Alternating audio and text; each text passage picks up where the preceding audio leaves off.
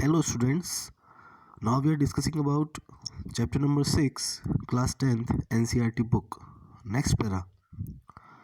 What are the maintenance processes in living organisms? So question is asking that living organisms में ऐसी कौन कौन सी processes होती है जिनकी मदद से उस living organism का maintenance यानी कि उसका प्रबंधन यानी कि उसकी जो बॉडी है उसका जो स्ट्रक्चर है वो सिस्टमेटिक ढंग से काम करता है. So let us explore. अब हम जानेंगे उनके बारे में. So 6.1 is what are the life processes. The maintenance functions of living organisms must go on even when they are not doing anything particular. Maintenance functions living organism के कुछ ऐसे भी होते हैं जो जब कोई लिविंग ऑर्गेनिज्म फिजिकली एक्टिव नहीं होता तब भी वो काम करते हैं.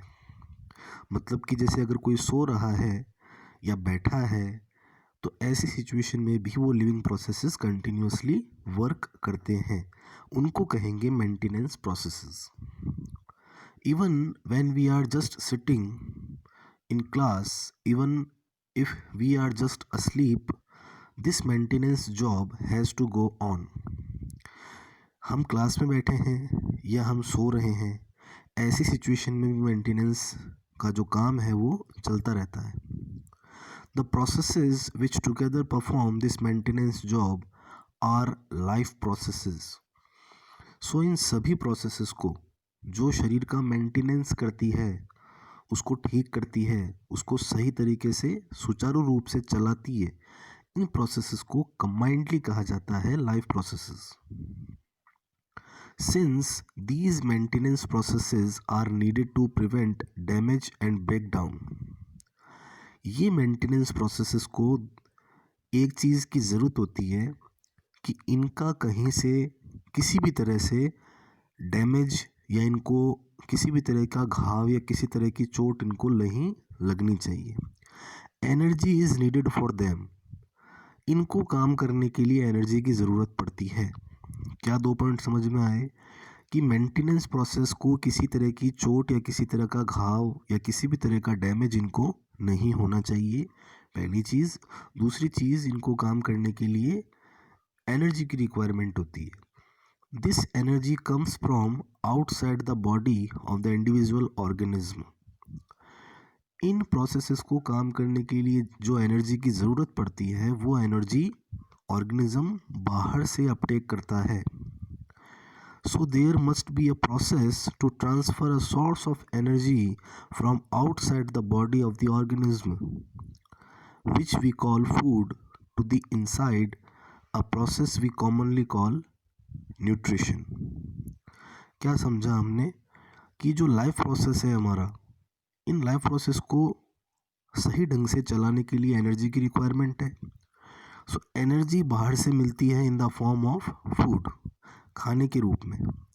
और ये खाना जब खाते हैं तो इस प्रोसीजर को या इस वाली जो लाइफ साइकिल है या इस वाली जो लाइफ प्रोसेस है उसको कहेंगे न्यूट्रिशन.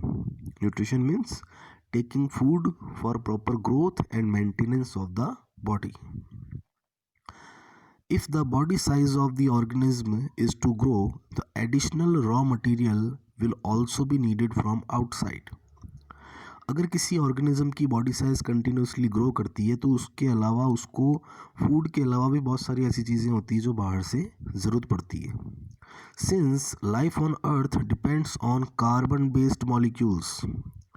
हमारी धरती पे जो ज़िंदगी है उसका मेन एलिमेंट है कार्बन. ऑलमोस्ट चीज़ों के अंदर 99% चीज़ों में कार्बन प्रेजेंट है जो हम लोग डेली इनटेक करते हैं. Depending on the complexity of these carbon sources, different organisms can then use different kinds of nutritional processes. So इन कार्बन रिसोर्सेज को यूज़ करने के लिए हर तरह के ऑर्गेनिज्म में अलग अलग तरह का न्यूट्रिशनल प्रोसेस है. कोई कुछ खाता है, कोई कुछ खाता है, लेकिन अल्टीमेटली सबके पास में जो एनर्जी का सोर्स है वो क्या है, कोई ना कोई कार्बन बेस्ड कंपाउंड, जैसे कि शुगर है, फैट है, प्रोटीन्स.